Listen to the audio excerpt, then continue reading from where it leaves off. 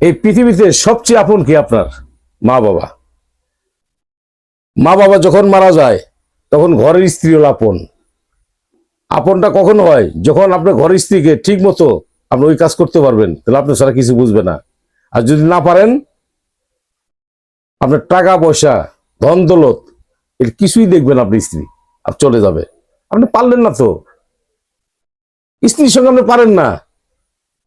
আমি আপনাকে অনুরোধ করি, যারা এই যৌন সমস্যা আছেন, অতিরিক্ত যৌন সমস্যা, স্ত্রী এখন আপনাকে লজ্জা দেয়, গালাগালি পারে, তুই মুই ব্যবহার করে, সি দাদু ভাই, একমাত্র হয় যৌন সমস্যা থেকে।